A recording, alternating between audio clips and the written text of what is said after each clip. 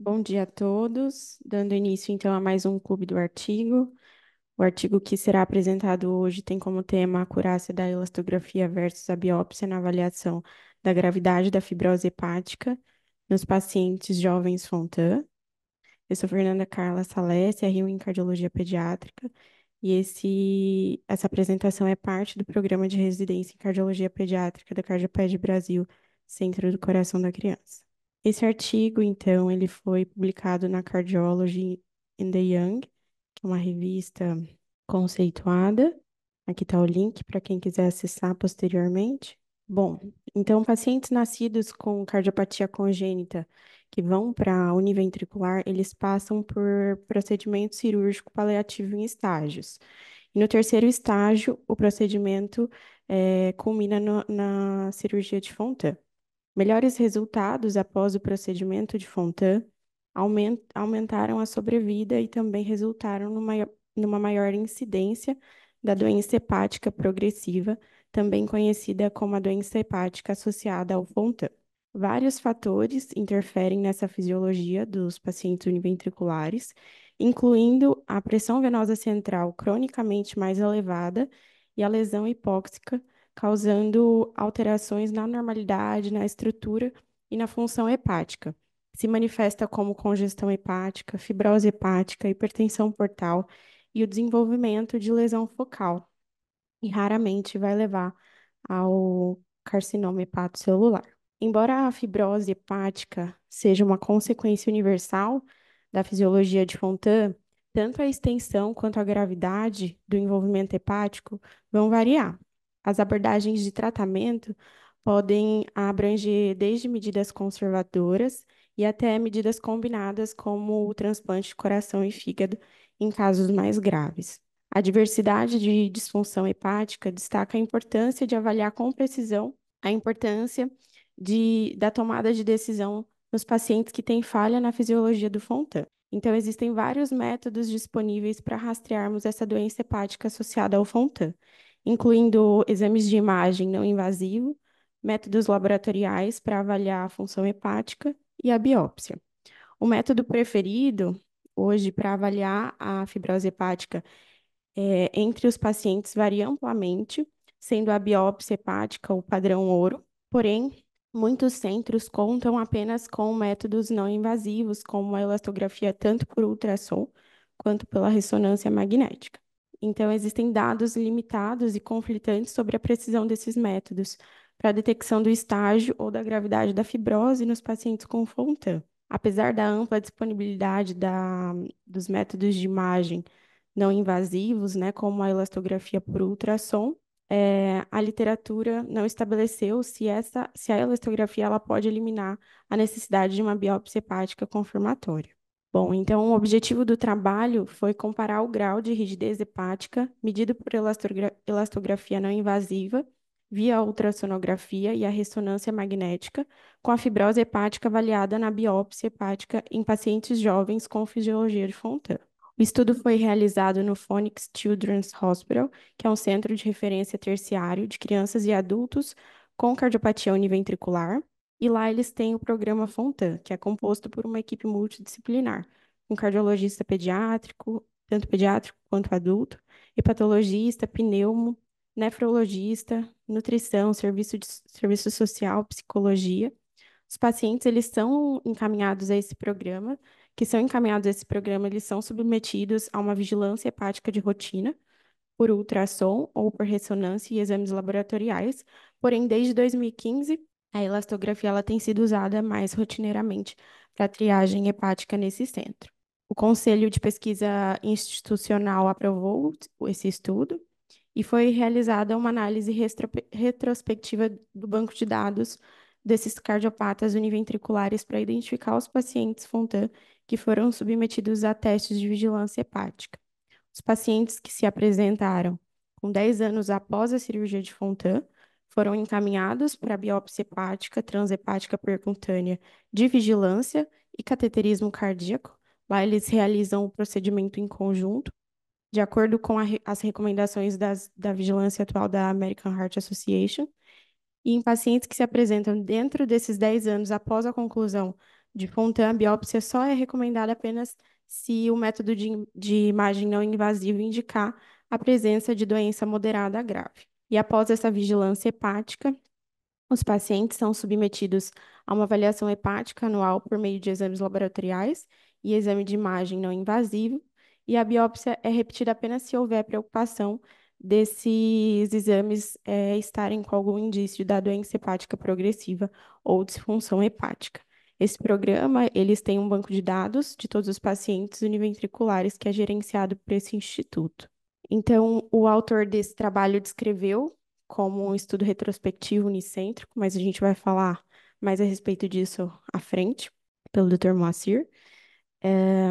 Então, foram incluídos nesse estudo, né, mostrando esse fluxograma, os pacientes Fontan submetidos à avaliação combinada com a biópsia hepática percutânea e a elastografia não invasiva no período de janeiro de 2015 a dezembro de 2023 no Hospital Infantil de Fônix.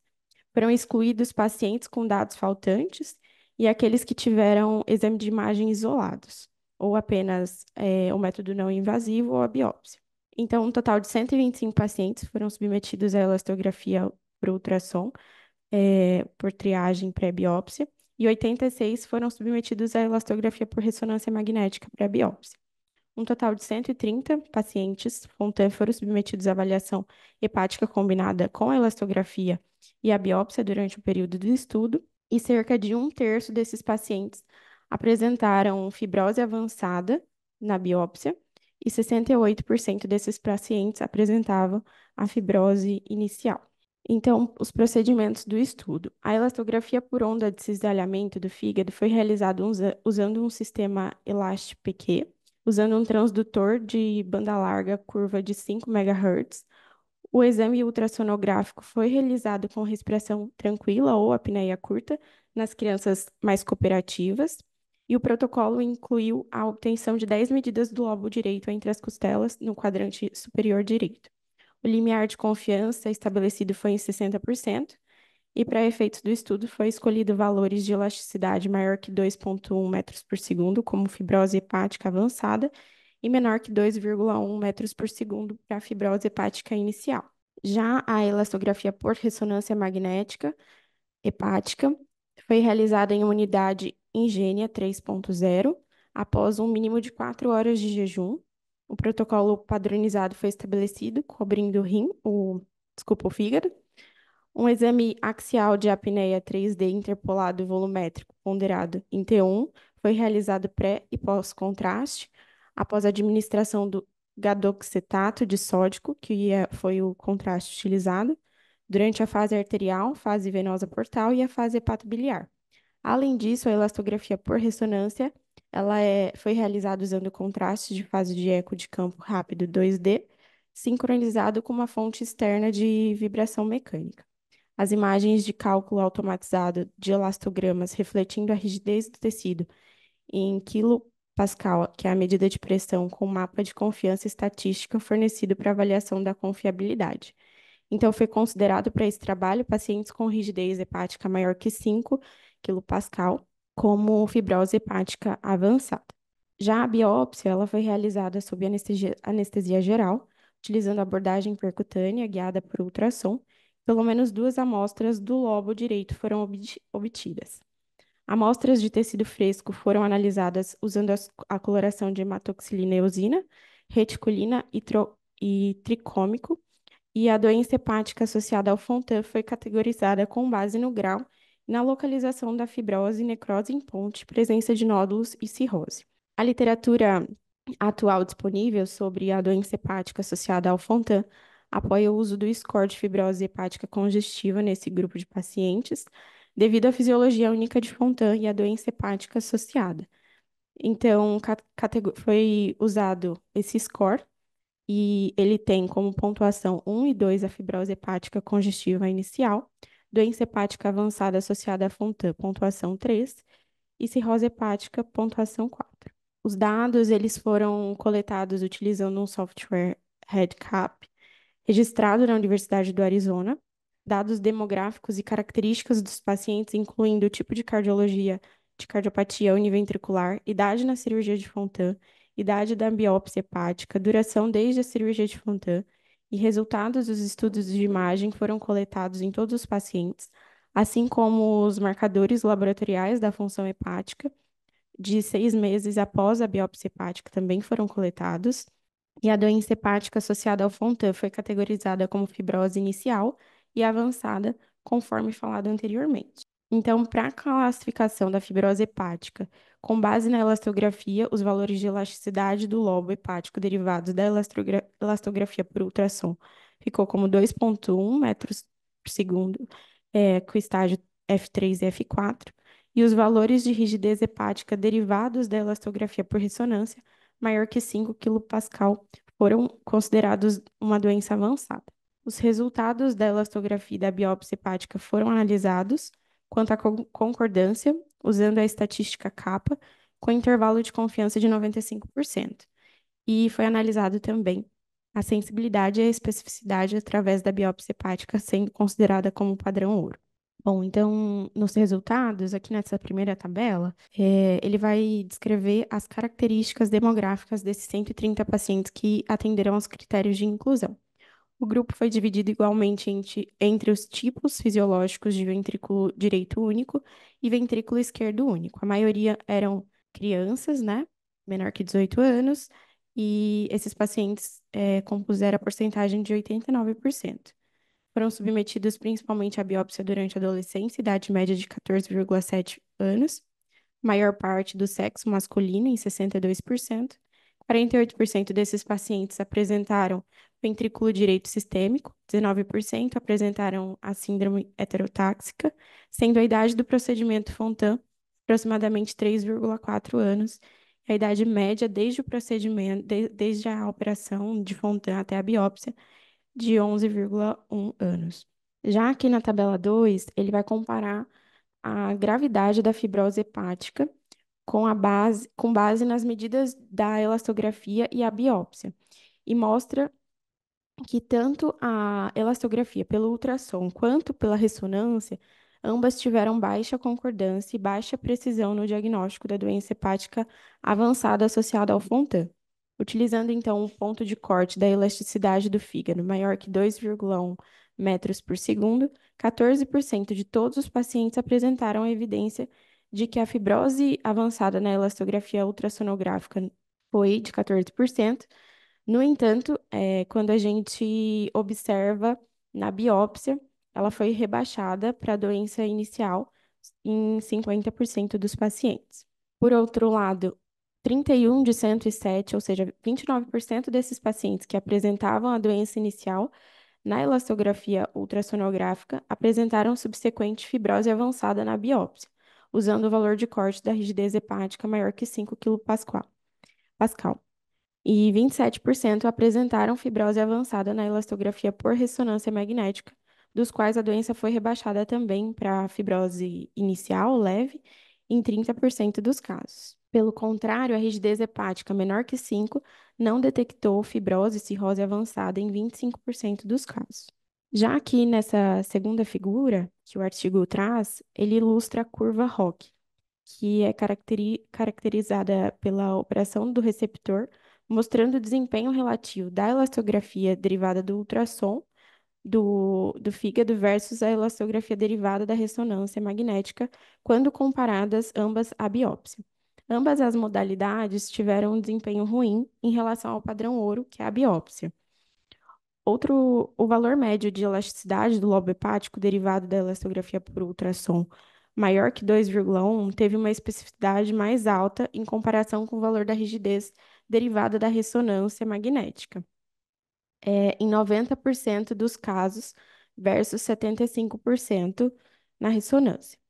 Entretanto, tanto a elastografia quanto a ultrassonografia, entretanto, tanto na elastografia pelo ultrassom quanto pela ressonância, ambas apresentaram baixa sensibilidade, menor que 30%, e desempenho geral ruim na curva ROC. Já aqui na tabela 3, ele vai comparar a presença de alterações laboratoriais nos pacientes com a doença hepática associada ao Fontan. No geral, não houve diferença significativa nesses marcadores laboratoriais da função hepática nos dois grupos, exceto pela contagem das plaquetas, que foi significativamente menor nos pacientes com fibrose avançada. Esses marcadores eles foram comparados entre a doença hepática inicial, associada a Fontan, e aqueles com cirrose hepática que teve um N de 13. E apenas os pacientes com cirrose apresentaram níveis significativamente mais elevados da gama-GT e níveis mais baixos de albumina, com um P significativo. Bom, então aqui o artigo traz na discussão que é um consenso, né, que a doença hepática ela é universal entre os pacientes com fisiologia Fontan. Foram estudados 130 pacientes jovens, 116 deles menor que 18 anos de idade, foram submetidos à biópsia hepática e 32% apresentavam fibrose hepática avançada. A maioria desses pacientes, dentro de 11 anos após a cirurgia, foram biopsiados e os resultados desse trabalho apoiam a orientação atual da American Heart Association, que recomenda a vigilância precoce da doença hepática associada à Fontana e faixa etária pediátrica. Foram incluídos apenas os pacientes que foram submetidos à vigilância combinada com a elastografia não invasiva e a biópsia hepática. A elastografia hepática por ultrassom e ressonância, ambas apresentaram baixa acurácia e baixa correlação com o grau de fibrose quando comparadas com a biópsia hepática. E a doença hepática, ela vai ser conhecida, então, por ser progressiva e a cirrose resultante pode causar condições graves que limitam a vida desses pacientes. Raramente vai levar até um carcinoma hepatocelular. Porém, a vigilância dessa condição ela é vital para orientar as decisões de manejo, incluindo a necessidade e até o momento certo, talvez para uma realização de transplante combinado de coração e fígado.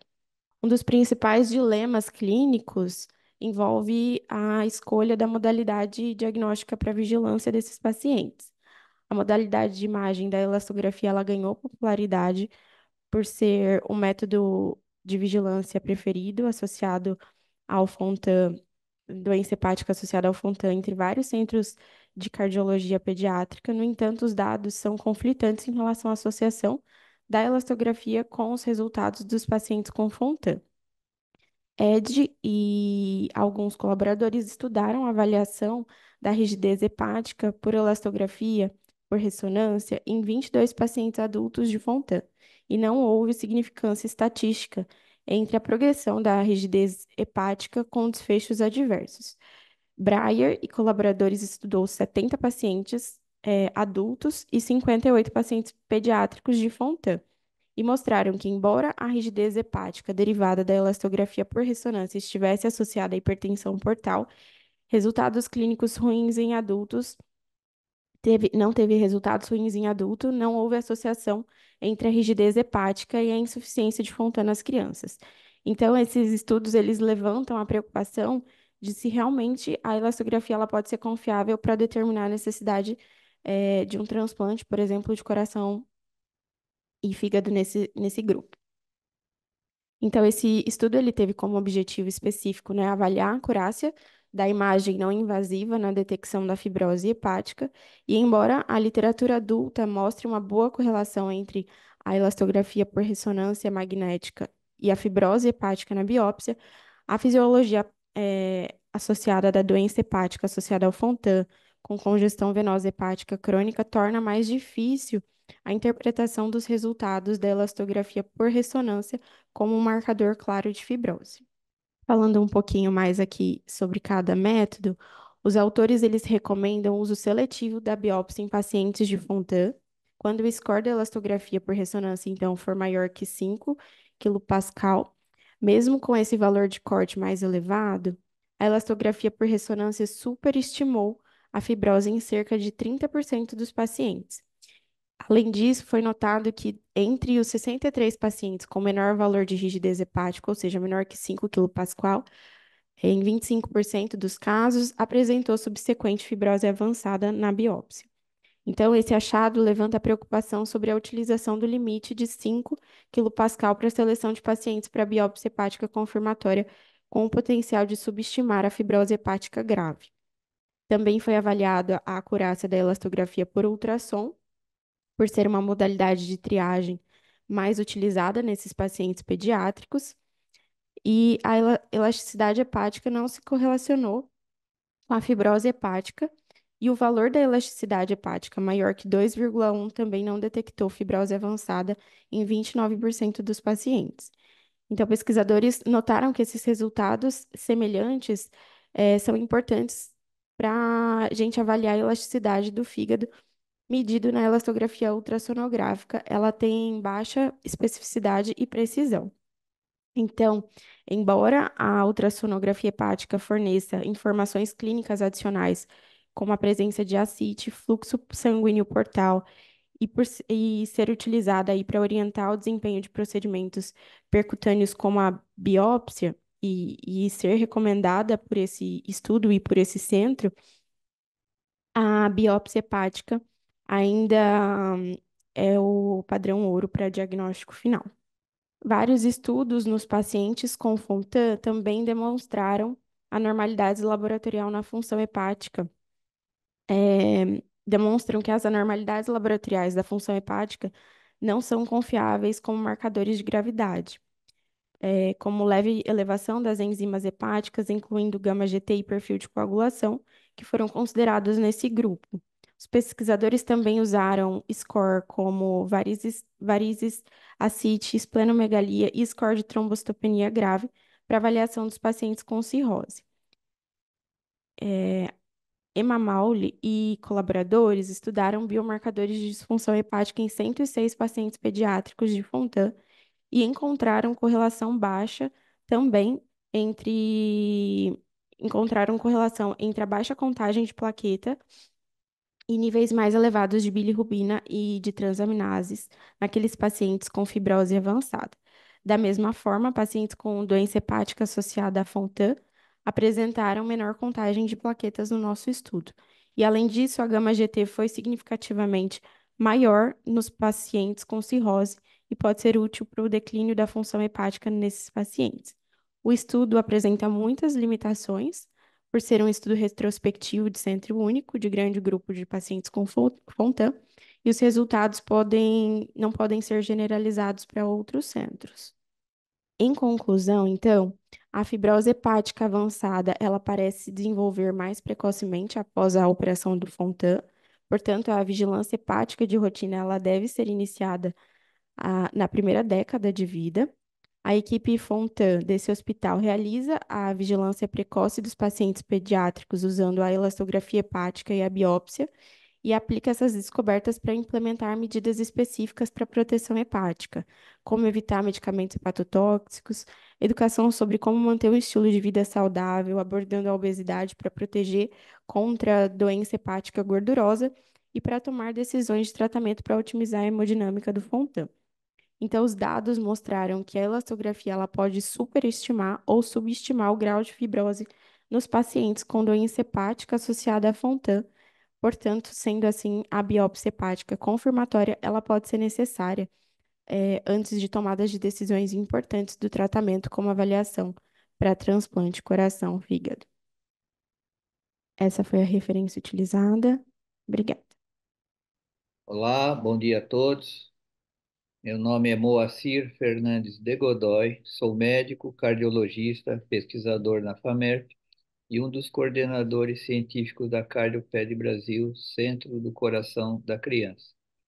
Hoje, dia 23 de julho, nós estaremos comentando a parte metodológica do estudo denominado Acurácia da Elastografia versus a Biópsia na avaliação da gravidade da fibrose hepática em jovens submetidos à operação de Fontan. Logo no resumo, nós vemos que os autores consideram o estudo como retrospectivo. Vejam ali, nós realizamos um estudo unicêntrico retrospectivo. Isso tem sido muito frequente, muitos artigos trazidos aqui mencionam serem retrospectivos, mas eu sempre gosto de frisar que a denominação correta para saber se é prospectiva ou retrospectiva ou transversal é fazer a pergunta se estamos indo de uma causa em busca de um efeito ou de um efeito em busca de uma causa. Não havendo resposta afirmativa a essas duas questões, o estudo é transversal. Então, no caso aqui, nós vamos ver que, que o estudo, na verdade, vai ser considerado como transversal. Eu vou explicar por quê. Então, na introdução, os autores dizem que existem vários métodos disponíveis para rastrear a doença hepática associada à Fontan, tanto não invasivo como laboratorial e até métodos invasivos como a biópsia. O método preferido, como a Fernanda destacou, para avaliar a fibrose, varia amplamente entre os médicos, né? E aqui aparece um termo importante. A biópsia hepática é o padrão ouro atual para avaliar o grau de fibrose. Então, sempre que os estudos mencionarem esse termo padrão ouro, é porque eles vão comparar o padrão ouro, que nunca mente. Então, quando você usa esse termo padrão ouro, se ele disser que tem a doença, é porque tem. E se disser que não tem, é porque não tem. Esse é o conceito de padrão ouro. E esses resultados são comparados com os métodos alternativos, no caso aqui, a elastografia, né? Então, a biópsia é o padrão ouro. Na sequência,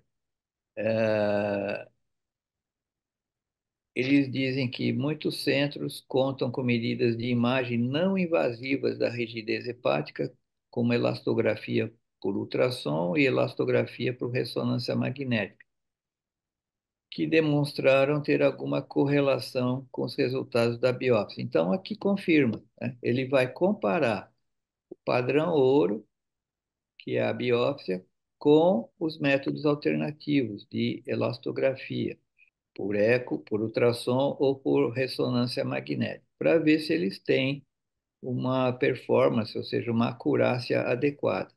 A acurácia, que está lá no título, quer dizer falar a verdade, ou seja, quando ou seja, o método da elastografia disser que existe doença hepática, a biópsia vai confirmar que tem realmente. E se o método disser que não tem, a biópsia deverá confirmar que não tem. Isso é acurácia.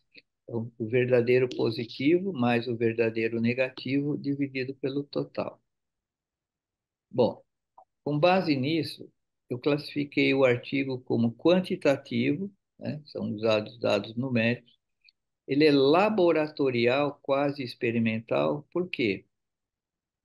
Não foi apenas uma observação sem qualquer intervenção, nem tampouco uma intervenção mínima, que houve intervenção maciça, porque foram feitas biópsias, né? Biópsias é um procedimento invasivo, então entra como estudo laboratorial, mas é quase experimental, por quê?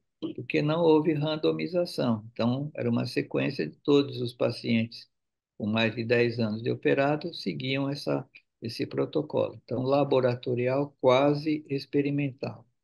Com relação à progressão no tempo, ele é parado. Embora o autor diga que reviu num prazo longo da experiência pessoal deles, mas cada paciente foi visto uma vez só, né? Foi feita a biópsia, foi feito o estudo ultrassonográfico e ressonância e pronto, foi feito aquela vez e não havia seguimento dos pacientes. Então, o estudo é transversal. E, além disso, a finalidade é para avaliação de teste diagnóstico. Então, sempre que você compara um exame com relação ao padrão ouro, isso chama avaliação de teste diagnóstico. A gente vai em busca de sensibilidade, especificidade, valor preditivo positivo, valor preditivo negativo, acurácia e likelihood ratio positivo, que é a capacidade que o teste teria de fazer os diagnósticos. Bem, uma rápida rememoração de como se define sensibilidade e especificidade, que foi mencionado aqui no estudo. Nós temos, sempre que fizer esse tipo de estudo, a construção dessa tabelinha de contingência, tabela 2 por 2, onde nas linhas vai o resultado do teste que você está utilizando, o teste alternativo, e nas colunas o padrão ouro. Então, na primeira linha, se o teste diagnóstico disser que tem alteração e o padrão ouro confirma, isso é um verdadeiro positivo. Se o teste diz que tem alteração e o padrão ouro diz que não tem, é um falso positivo. Já, como eu disse anteriormente, o padrão ouro, por convenção, não mente. Então, se ele diz que não tem, foi um erro do teste diagnóstico, um falso positivo.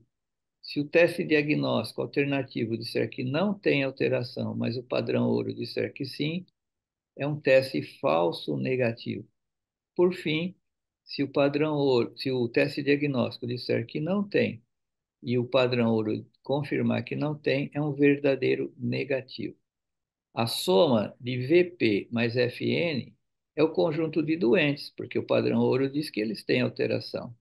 E a soma do FP mais o VN são os sadios, ou sem alteração, porque o padrão ouro diz que não tem alteração nesses casos. A soma de VP mais FP são os testes positivos, sejam eles em doentes ou sadios. E a soma de FN mais VN representa os testes negativos, sejam eles verdadeiros negativos ou não. E, obviamente, aqui vai o total de casos estudados. Então, com essa tabelinha é possível calcular sensibilidade, especificidade, valor preditivo positivo, valor preditivo negativo, acurácia e likelihood rate positivo.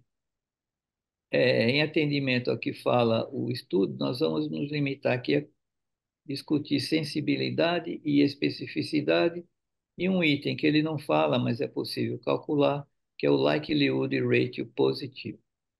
Veja bem, sensibilidade, guardem bem essa definição.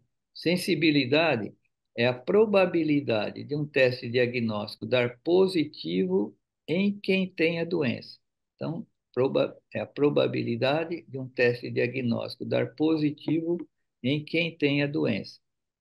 Voltando na nossa tabelinha, se é uma probabilidade, aparece essa linha divisória. Sempre no denominador vai um total.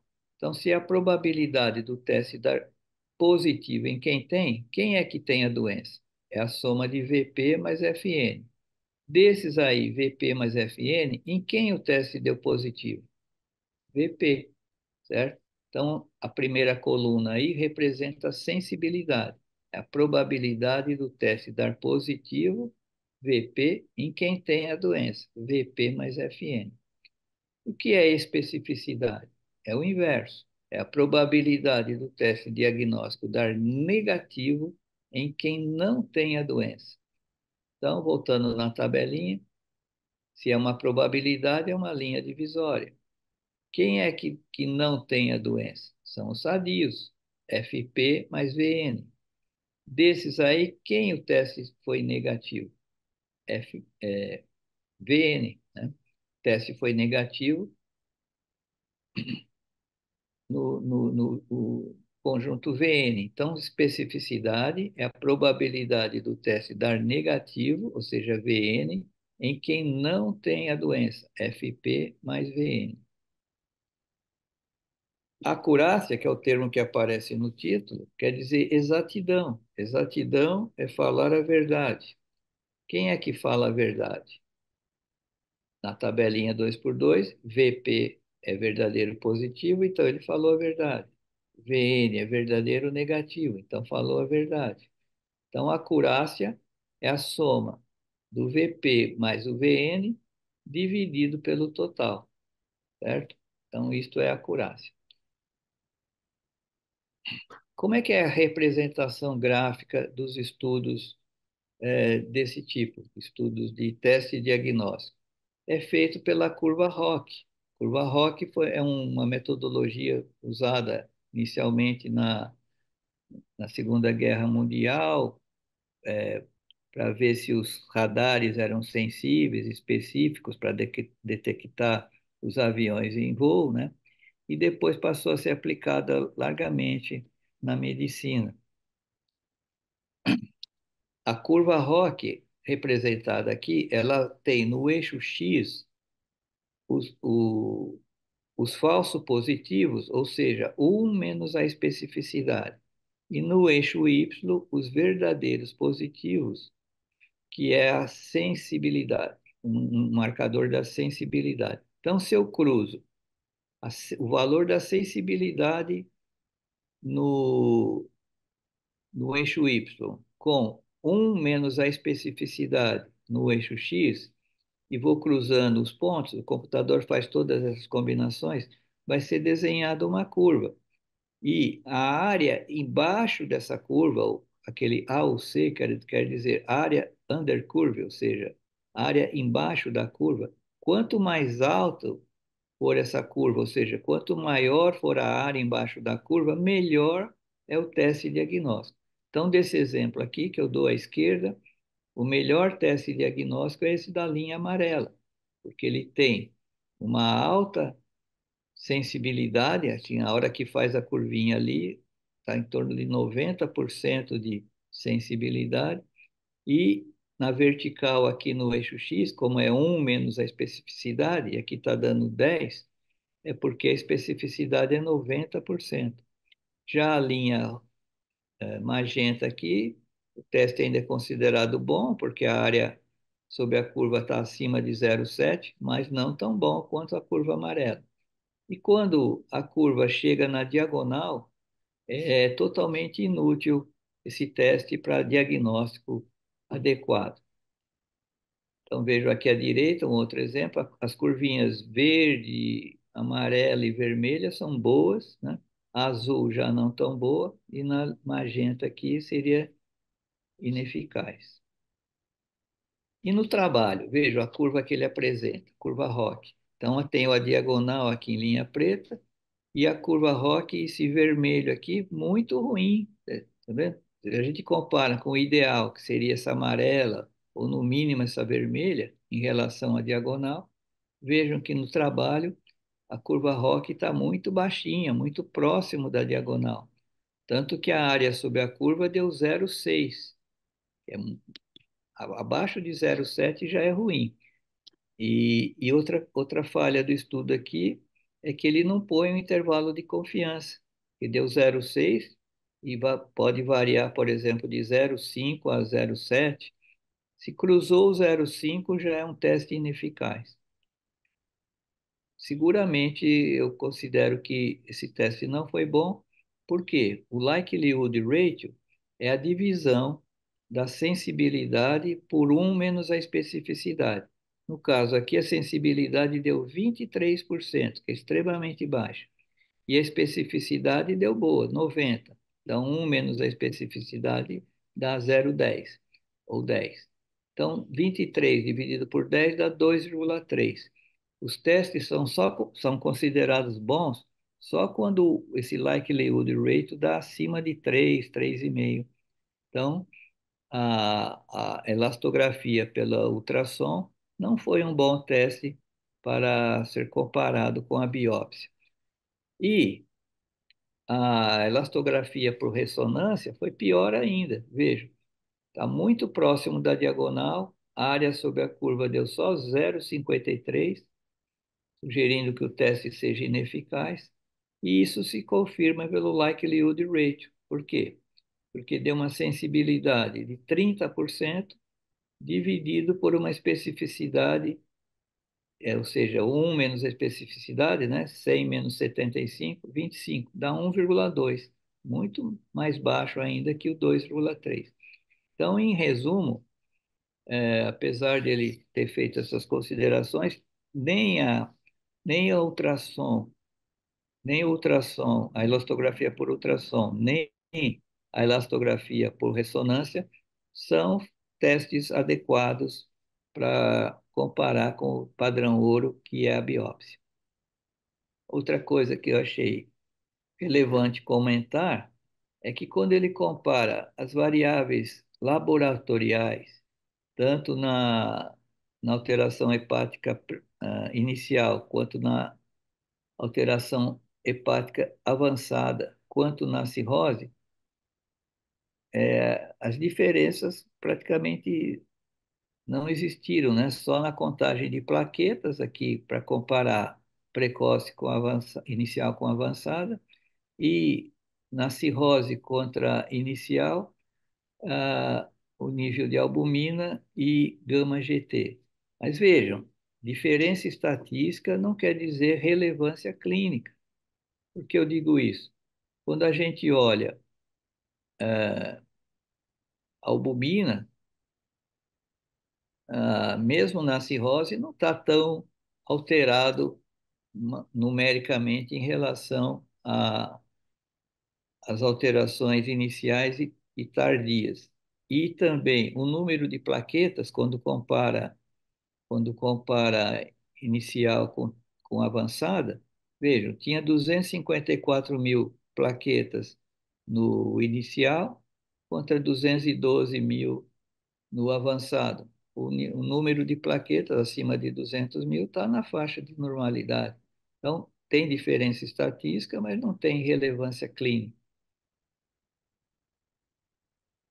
Por fim, uma curiosidade histórica, ele utilizou o quilopascal, né, quilopascal para ver a rigidez hepática acima de 5 quilopascal ou, ou não, ou abaixo de 5 quilopascal. O Pascal foi um matemático polímata muito importante na história da ciência.